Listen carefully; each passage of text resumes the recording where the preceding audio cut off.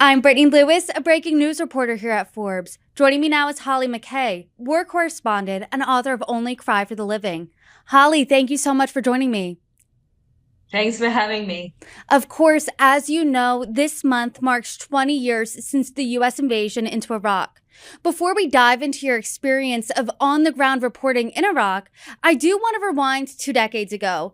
I believe you were in high school in Australia in March of 2003. And can you describe the sentiment leading up to that day, leading up to the invasion? Did the international community support the U.S.'s invasion?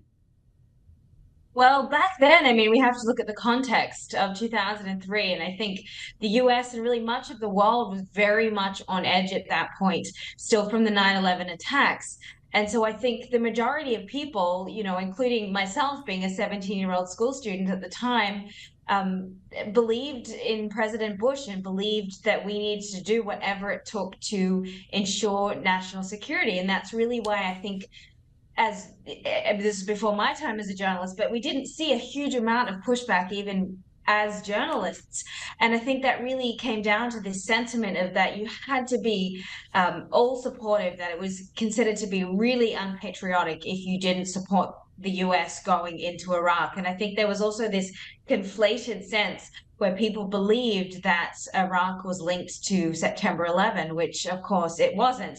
The premise for going in was that Saddam had these big weapons of mass destruction. And it really was because of that invasion that you saw Al Qaeda and other groups begin to form and to push back. But that was not the premise for going into the country. But I think at the time, if you talk to the majority of people, they would think that it was all linked as one when it really wasn't. So I think in hindsight, we can look back and really analyze it. But I think it's important to remember the context of that time. I do want to dive a little deeper into that context because I find it fascinating. I myself was just an elementary school kid at the time, and I remember this overwhelming sense of support that the country did have for this invasion.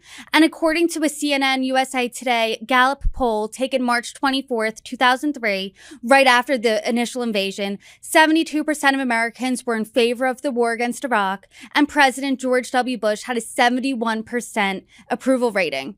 So now, according to a Pew Research Center poll conducting in March of 2019, 62% of U.S. adults and 59% of Iraq and Afghanistan veterans said the Iraq war was, quote, not worth fighting. So based on your experience, and you can touch on this in a little bit, of you being in Iraq, why do you think we saw that hard shift over the course of the 2 decades? And what do you think the legacy of this war is?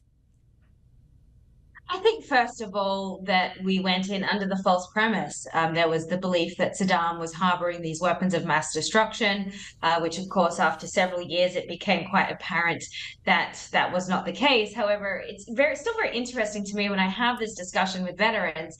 They will still come to me, certain veterans will come to me and say, but we did find it, we did find this. So there is this still, I think, a desire to somehow justify the war, even though the facts just don't add up.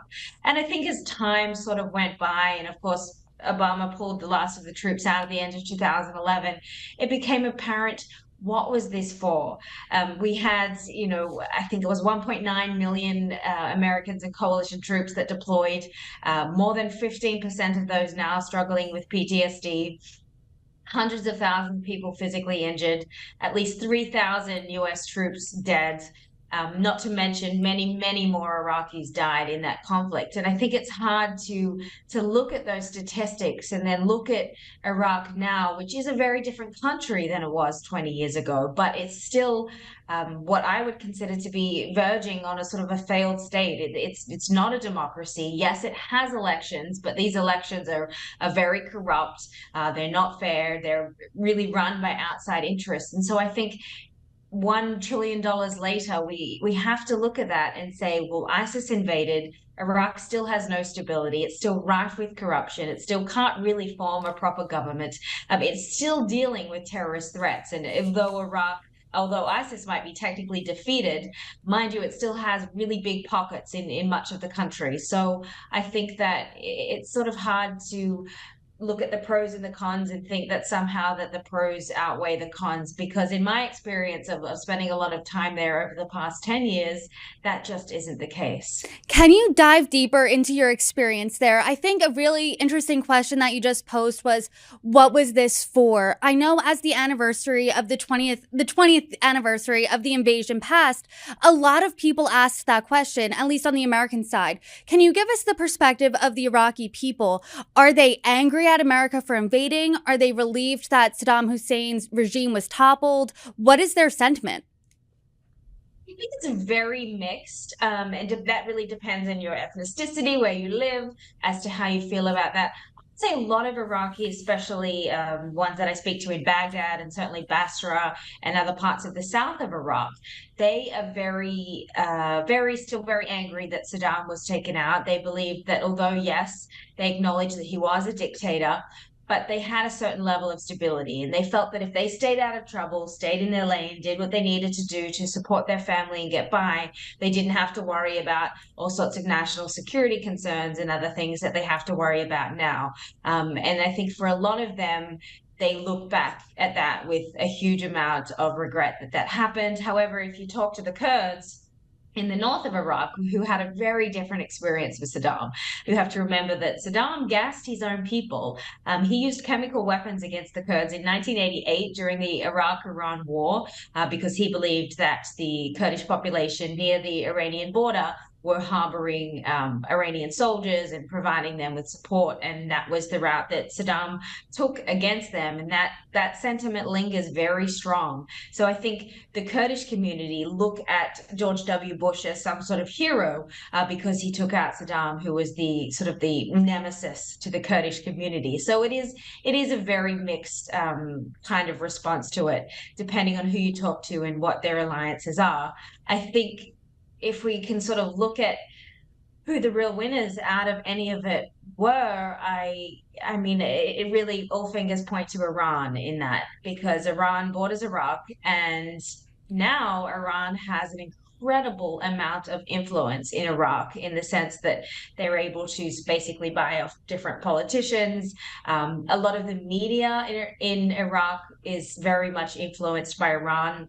My last trip to Baghdad was last summer, and I remember just sort of being very shocked at the coverage of the Ukraine and Russia war and Russia's invasion. I thought, well, if anybody understands the trauma or the hurt of an invasion, surely it's the Iraqis. And as I started to sort of unravel why there was this incredible amount of support for Russia, I really realized that this was coming a lot from the media, and the media was very much controlled by Iran, which of course is an ally to Russia. And so that was how that sort of information and that sentiment was being spread.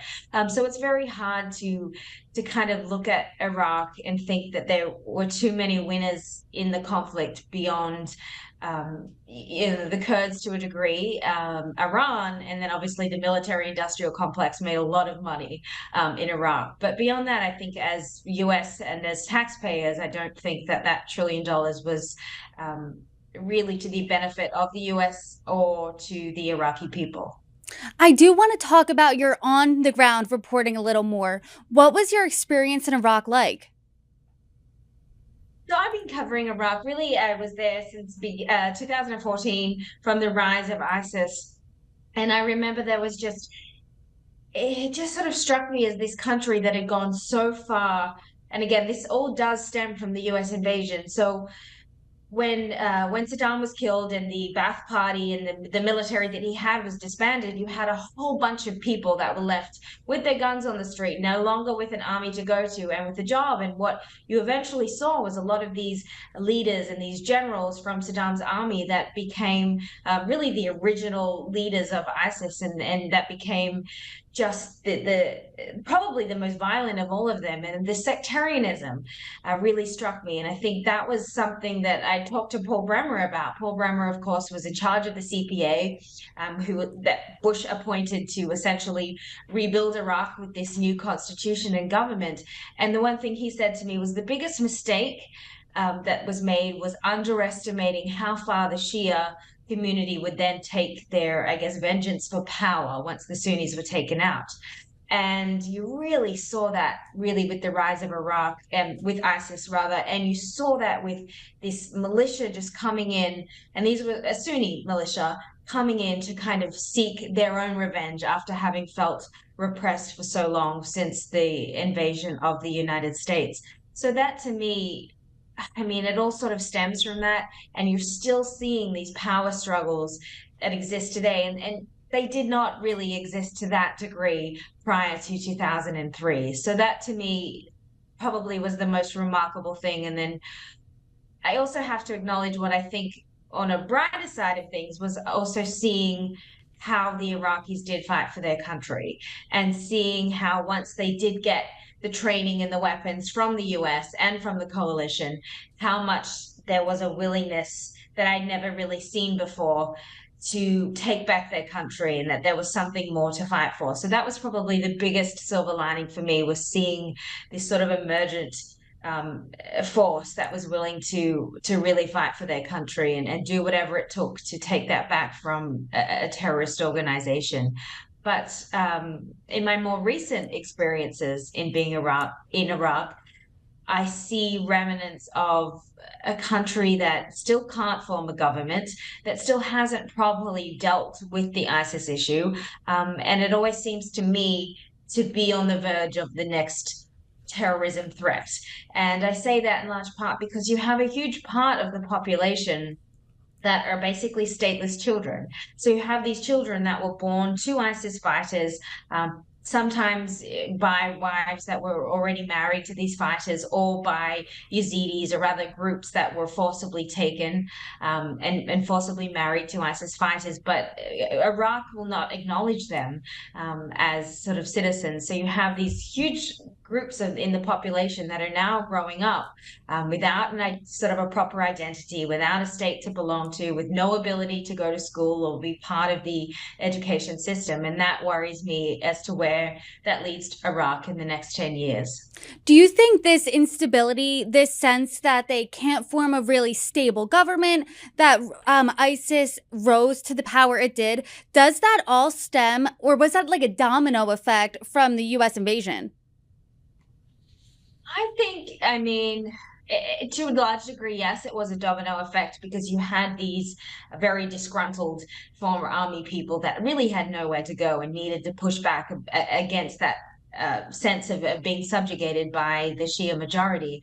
But I also think, you know, a lot of that stems in huge part from the corruption that the invasion enabled as well. And that to me really is one of the most underestimated root causes of any conflict is the corruption that exists within a government. If you have to pay money, which Iraqis still and certainly back then were doing, just to get through a checkpoint, to get to work, eventually that is going to turn you against your own government, to sort of see how hard you may have to work and then to see your own leaders driving around in a Rolls Royce and wearing a Rolex. That has hugely contributed to the instability in the Iraqi population is this inability to get hold of the corruption. And Iraq, of course, has a huge oil economy, and yet we don't really see any diversification away from the oil economy in Iraq. And we don't see that money necessarily going back into the community. And that is because Iraq is just an incredibly corrupt place where most of that money sort of lines the pockets of the top politicians and the powers to be rather than going back to the people. And the Iraqi population is very aware of that. I know, you know, walking through in the markets in Baghdad, I'll walk into a store and I'll see, you know, someone sitting there and they'll be very versed in watching some sort of historical documentary or listening or understanding the news. Iraqis, regardless of their education level, are very vested in the news and the politics, and they're very passionate and they are willing to go to the streets. And we've really been seeing such a rash of protests now since 2017, where masses will take to the streets to kind of fight for what they believe is their rights. And then we also see the huge pushback from a much more militarized police force, again, influenced by Iran. So that also contributes to the instability in Iraq. And I think to me, and I see it in so many parts of the world, corruption is really one of the most underlooked sources of problems in countries. In that theme of corruption, the level of corruption you're talking about really is indescribable. But you also said that they are passionate about the news. You're an international journalist. How do they feel when you come into the country? Do they open up to you? Are they distrustful? What is their sense? I've always been very welcomed in Iraq. It's always been probably one of the reasons why I've gone back so many times because I feel that people are very honest with me there. People open their homes to you, and people are very willing to talk. As I said, I can walk through the markets. I'll talk to different people, and it's hard to sort of even get away because people have so much they want to say. But my last trip in particular, I did find there was almost this Saddam era fear. So people would speak and they would open up and they would say what they thought and all the problems that they were having. And then at the end they would say, so, oh my gosh, I said too much. Can you make sure my name isn't there? So there was this sort of fear that I hadn't really experienced before in Iraq. I think there in my years previously covering it, I think there was a lot more willingness to speak openly, which is there, but now people are a lot more afraid of ramifications against them, particularly from the militia groups. And of course, that is a big problem that the Iraqi government has to contend with is these Iranian-backed militia groups known as the Popular Mobilization Forces. And they came into fruition at the beginning of the rise of ISIS, and they were very crucial in supporting the army in combating ISIS. But they've also not necessarily answering to Baghdad; they're answering to Tehran, and so I think that is also a problem for Baghdad to deal with, and a problem for a lot of Iraqi citizens who feel very kind of afraid by this iron thumb. What do you think that fear indicates? Yeah, I think the fear indicates um, a return to repression. I think where there is retaliation against you for speaking out. I think I've heard horrible stories of different friends of mine who perhaps have spoken out against the militias and then been threatened at their home or had to flee the country because these militias operate sort of outside the scope of the government, even though they're technically their salaries are being paid by the government. Their loyalty really is to Iran. And I think that that terrifies people in the sense that there is not a huge rule of law that's going on when it comes to that. There is not really the accountability that you or I have in the United States if we call 911, if we call and we get help for a problem. I think Iraqis feel like they can't access those resources anymore. And I think that is a huge part for their instability and their fear. But it's also a concerning way that I think Iran keeps very much a grip on Baghdad is through these militia groups because they can basically be controlled to do whatever Tehran tells them to do. How do you think that these militia groups feel about the media, feel about you as an international journalist? Well, it's been really interesting over the years. So I've gone to their sort of, it's a very slick operation. They have a massive media headquarters in Baghdad, run by, very experienced people. And I visited them before, and I've interviewed a number of militias over the years, including some of the bigger ones, especially on my last trip there. And it's interesting that they are very willing to speak. And I think that it always reminds me of regardless of somebody, if they perceive you as an enemy or not, they have a lot that they want to say. And this gives them a platform to kind of say it, especially outside of their own sort of country and their own scope. So it's always been, they've always been very open with me. I sort of sat down, I remember, with one of them last year, and the first thing he said to me, and I'm an Australian and also an American, but he was only aware of me being an Australian, and he said to me, if you were an American, I would have killed you. And and it sort of said it in jest and kind of laughed, but I think that is sort of the sentiment of I think a lot of the militias is they tend to view the US as this sort of big enemy, but everybody else they're a little bit more comfortable with sitting and talking to, perhaps because they see it as a little bit more benign. But I do think that the militias they're still very much a strong force, but they still have a lot of respect in Iraq as well because of the role they played against ISIS. But now that they're kind of running on their own volition and have very much infiltrated every level of government to some degree or another, including the Christian bloc as well. Someone I've known for a really long time, Ryan Kildani, is one of the big Christian representatives in Iraq. And he is a huge sort of supporter of Iran as well. And I remember being shocked the first time I met him, and he's showing me selfies of him with Qasem Soleimani, the head of the Quds Force, killed a couple of years ago, and he's showing me pictures of them together, and thinking, that even though he's the Christian representative, Iran is sort of has very long tentacles in bringing in lots of different people from different ethnic groups, not just the Shia community, and having that influence in Baghdad. Going back to that militia member who said to you, I know you said it was sort of in jest, but you are an American, and he said to you, if you were an American, I would kill you.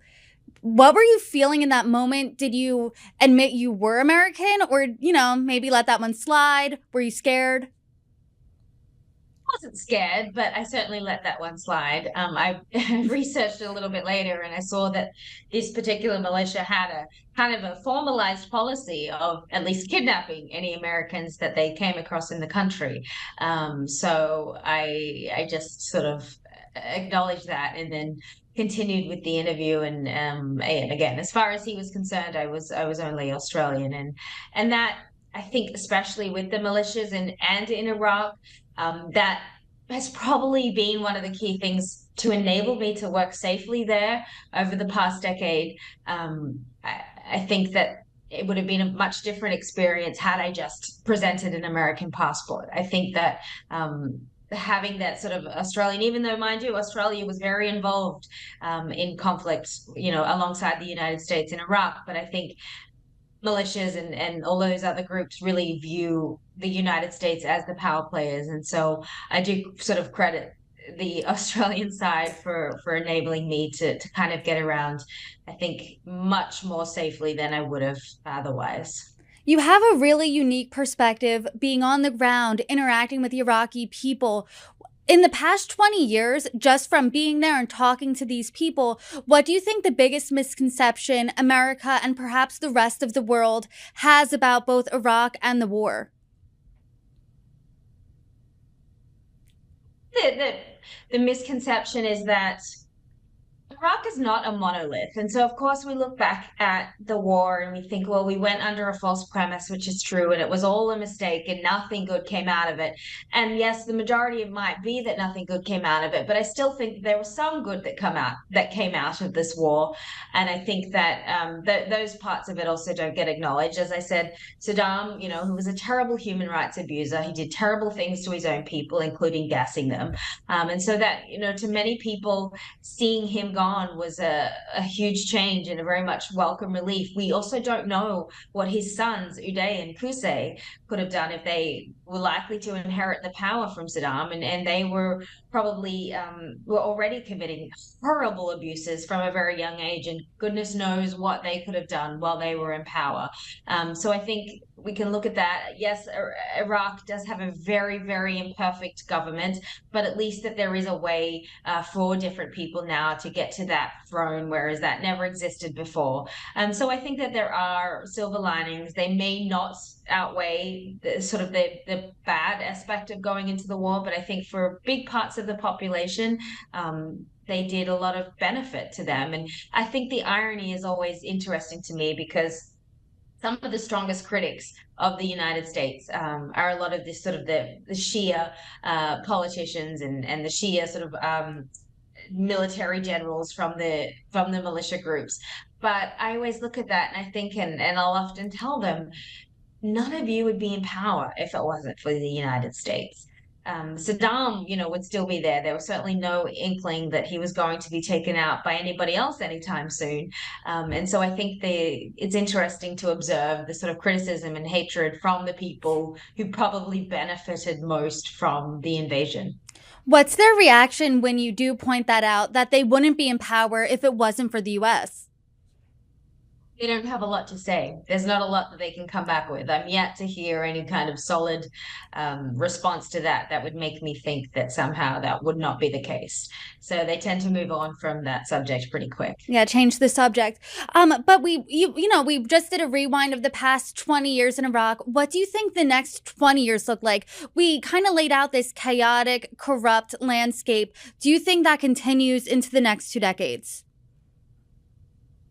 Well, one really big concern for me still is the stateless children, the huge numbers of them that exist, that really the next generation that could be, if you have nowhere to go, if you have no education, if you have no support and you're not even part of your own country, that is the very roots for a terrorist organization reforming. And a lot of them are still in these big, massive refugee camps in Syria.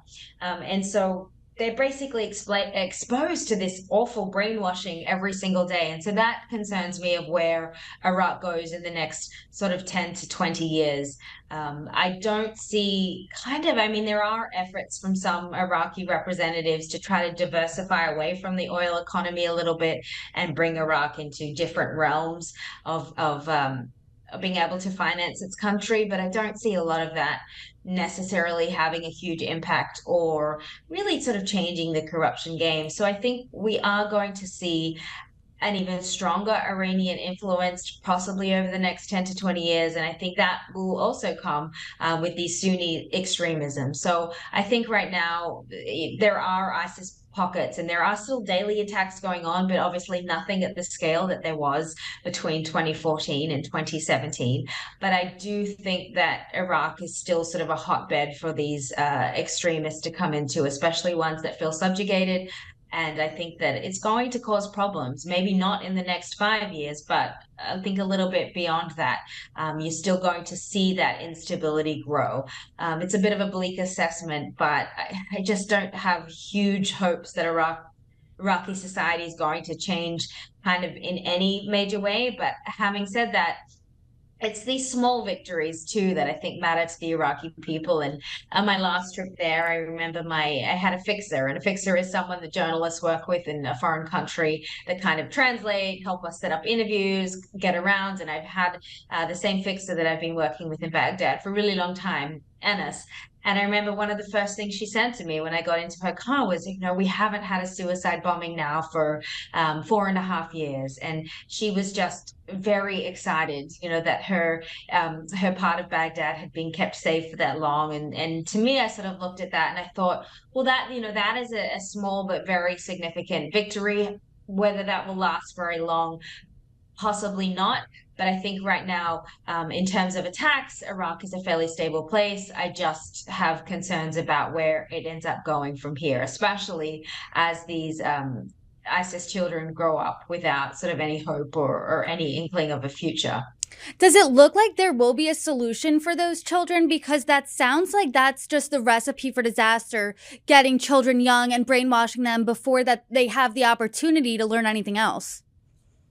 No, there isn't. And that is part of the problem. And I brought this up with many Iraqi politicians, and they sort of look at it and dismiss it. And it's very much they've got other things to worry about. And the least of their worries is worrying about the children that had ISIS fathers. So that to them, it's sort of it's a non-starter. You do have activists that are trying to work on it, and usually people outside the government. But I think because Iraq has a multitude of problems, politicians are not necessarily willing to put that high on the priority list. So I don't think it is really going to be addressed. And also another part that's concerning is you've still got thousands of Yazidi women that have gone missing, and also Turkmen Shia women that were kidnapped by ISIS. And a lot of them have been taken as ISIS wives at this point, certainly brainwashed, and in many cases moved to foreign countries such as Turkey. And there isn't really a willingness to get support and bring a lot of those women back too. So I think we think, well, ISIS is all over, it's declared victory, but there are so many wounds that are left open. You still have a country with so many mass graves. You have so many landmines around the country. So there's certainly a plethora of problems to deal with. And I think the Iraqi government is a little bit short-sighted in trying to heal, I think, a society that is still very much wounded. Well, Hollie, I really appreciate your insights and your on-the-ground reporting. Hollie McKay, thank you so much for joining me. Thank you.